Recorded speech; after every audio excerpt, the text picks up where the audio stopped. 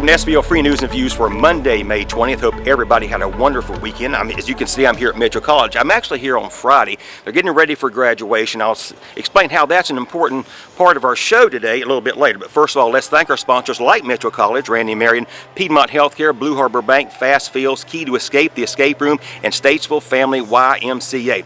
Okay, on today's show, we're going to sit down with Beth Jones, Iredell County Manager. She's going to talk about the proposed budget for fiscal year 2019 and 2020.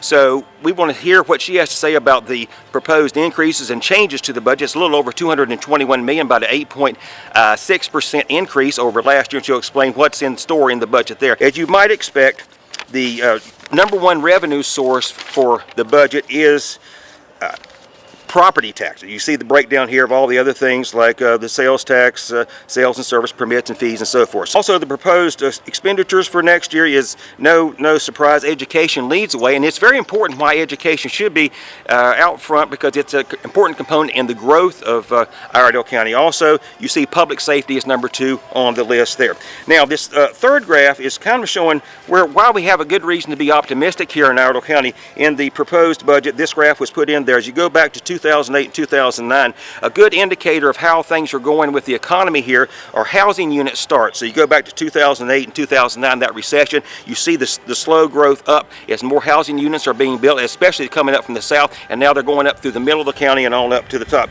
So the reason Mitchell College is important, because as more industry moves to Iredell County, they need qualified workforce to take jobs right away. So after tonight, after these young men and women graduate, they're going to be ready and prepared to go take these jobs that are available right now here in Iredell County. Okay, a reminder, if you haven't done it, go to svlfreenews.com and sign up for your email edition, which comes out every morning at 5 a.m. SVL Free News, always local, always free. Okay, so let's go to Mike Fuhrman with Beth Jones, Iredell County Manager, and talking about the new budget for next year. I'm here today in the Iredell County Government Center with Beth Jones, County Manager. Beth, thanks for joining us. Absolutely, my pleasure. Now, I appreciate you taking the time. I know it's probably the busiest time of the year for you. You're right in the heart of budget season, and that's what I'd like to spend a lot of time talking about today. Just a few highlights for our viewers.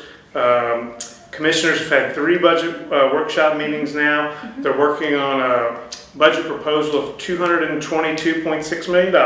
Correct. Which includes maintaining the tax rate at, I think, 52.75 cents per $100. Mm-hmm. Due to the property revaluation, the county has about $10.3 million in additional revenue, if I'm not mistaken. Yes, as far as the reappraisal. The reappraisal generated $10.3 million. And then you obviously have some new construction and other things as well. Correct.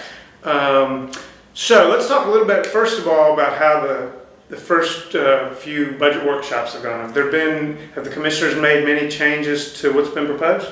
They made a few changes, but in the grand scheme of things, it wasn't a whole lot. One of the things that we really dug deep into was how we fund our fire departments. Mm-hmm. And that was something that we needed to look at. We're trying to come up with a sustainable plan going forward. So that was one of the things that we spent a lot of time, specifically our third mm-hmm. workshop. We spent a lot of time talking about our fire funding and how we're going to try to find a sustainable, ongoing solution to fund these fire departments. So I know initially in the budget there was the proposal was that a countywide fire tax of 8 cents. Yes. Where are we on that? That has changed, and one of the reasons that has changed is in order to implement that, and that is still a plan that we're looking at and working on, but in order to implement that, there are certain statutory requirements that are necessary, mm-hmm. and the time frame in order to do those, we weren't sure. We may be able to get it done, but it would be pushing it, and we didn't want to rush. Mm-hmm. So what we decided to do is leave the tax districts mm-hmm. the way they are. So you have your fire tax service district, mm-hmm. which is currently 7 cents, mm-hmm. that will go to 9 cents. Okay. And then you have your 4 voted-in fire tax districts, and those were 7, 7, 7, 7, and 6. Mm-hmm. The 3 will remain 7, and the 1, and then there will be 1 that will go to 7.5. Okay. So those are the changes they've made for next year. Mm-hmm. But there are some things that we're going to put into place as far as apparatus funding, trying to come up, and we've come up with a replacement program mm-hmm. where vehicles and things of that nature, it's on a replacement plan, and it's based on the age, mm-hmm. the utilization of it, and trying to make sure that we have a systematic plan in place on how and when to replace this apparatus.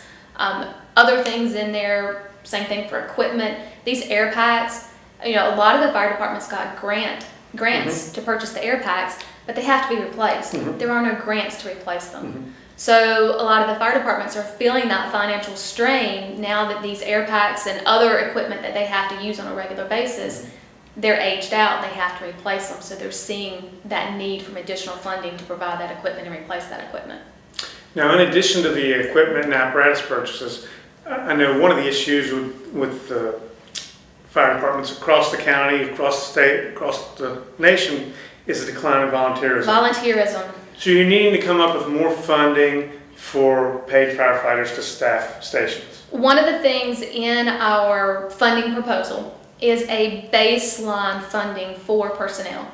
So it would be some additional funding for part-time personnel. It would have 2 people, 12 hours, 5 days a week, and that's kind of what we're trying to fund as a baseline. It doesn't mean that the fire departments won't have more than that, but the county's trying to make sure that we're providing a base of operations because the age of volunteerism is dwindling. They're having a hard time making sure that they have people that are there to respond to those calls when they get that 911 call. Okay, let's shift gears a little bit and talk about some of the other services that will be funded by the budget. Obviously, education is the biggest chunk of the budget. I think it's 48%. 48% of the general fund budget, yes. And there is an increase in funding? Yes, there is. Education, we fund education 3 different entities. We fund Iredell Statesville Schools, Mooresville Graded Schools, and Mitchell Community College.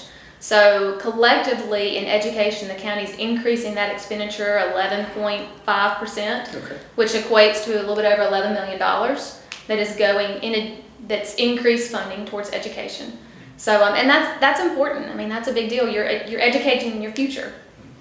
Now we know last fall that the quarter-cent sales tax proposal for school safety and student well-being failed miserably. There's no other way to say it. It did, unfortunately. And I think commissioners maybe were counting on that additional funding stream. Is there money in the budget, in the general fund for some of those measures anyway? There is something new that we have done this year. And one of the things we kept hearing regarding that quarter-cent sales tax is where's the money going to go? What are you going to spend that money on? So what we have done is we have created a new budget in our public safety, it's under public safety, for school safety and security.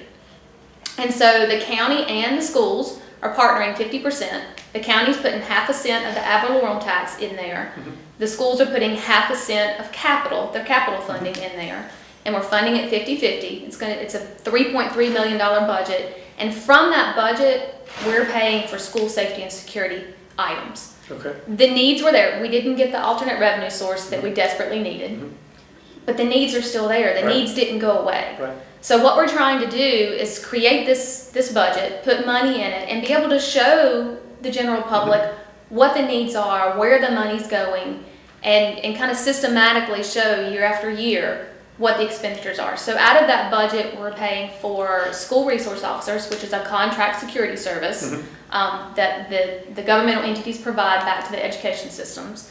School resource officers, door locks, camera systems, BDAs, which basically will boost the signal out of the schools. The schools are well-constructed buildings, but because they're center block and steel construction, it's hard to get a radio signal out of the school. Sure. So it will boost that signal so you can get, most schools, when you're in a school, your cell phone, you don't get good coverage with your cell phone. Well, radios are the same way. Right. So it will boost that signal to make sure that it can get back to law enforcement officers or e-com, things of that nature.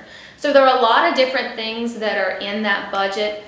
Cannot fund everything all in one fell swoop, but it's kind of it's a start of trying to systematically plan for that school safety security aspect of it.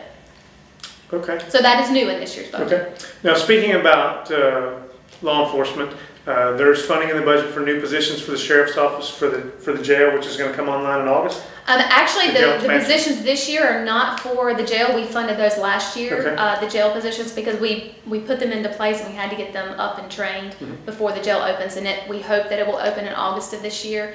There are 11 new positions for the sheriff's office. that's recommended in this budget. 7 school resource officers, and then 2 additional deputies, an ACE position, and then a COPS Lake Patrol position, Okay. which totals 11 for the sheriff's office. And then there's a new position in animal control also? There's a veterinary technician position in animal control, yes.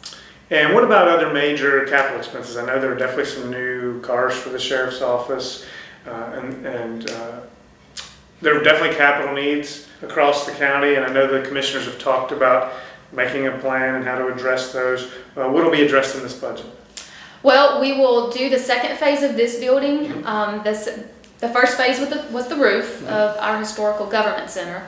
So now that we've got the roof replaced and we've got it dried in, we have some water intrusion in the basement area. So we're going to be digging out around the basement and putting in drainage and stopping that water intrusion and making sure that we can properly secure and keep all the water out of this building. So that's in next year's budget. We are looking for, we're trying to make plans for a replacement facility for vehicle services. We've outgrown our facility where we are, and so we need to expand, put new lifts in, things of that nature. So we thought when we were looking at the expense of what we would need to do to expand and do some renovations at the existing facility, we realized we probably need to look at a replacement facility for vehicle services. So we've put some money in there. It is certainly not enough to do the new building next year, but we're going to start planning and putting money aside for that facility. And there's some money in the budget to pay for construction of the new schools that you're working on? There's money that's in there for the schools that were approved in the 2014 bond. Mm-hmm. So what we did is when we did the 2014 bond and when that was approved by the voters, Mm-hmm. those projects were staggered in. Mm-hmm. So all of those projects will have begun and all of that money will be expended on those projects that were approved by the voters. And social services is a reasonable part of the budget as well. I know there's some new positions in social services that are mostly funded by the state. Yes, and that's one of the things with those positions. Those positions are 40% funded by the state. We are expanding our services in that department to Government Center South in Mooresville. So we've got a renovation project that we're underway with at Government Center South. Once that project is complete, then we will have some new mid-year positions because the project's not complete yet. Right. So we don't need the positions until we have the space for them. So there's some mid-year positions for our Department of Social Services to expand in the Mooresville area. Well, it's incredible just to look through the budget document. I know your team basically starts working on the new budget as soon as the old budget passes. We do. If the public has feedback, I know there's a public hearing coming up. Anybody can come and address the commission? Absolutely. The public hearing is June the 4th. And all of our budget documents, the recommendation, everything is on our website. They can go to our website and it's lengthy. You're correct. It's lengthy. But they can certainly go and educate themselves as far as what is in that budget. And then we will have the public hearing on June the 4th. And it is open for the public to come and share their comments about the budget. And historically, the commissioners have to approve the budget by July 1st, but there's a chance it will happen at that meeting? There is a chance that it will happen. The past few years, they have closed the public hearing and ended up adopting the budget that night. So that's a possibility. Okay. Well, Beth, thanks for joining us and explaining some of the intricacies of the budget. And again, appreciate it. All right, thank you. Appreciate it.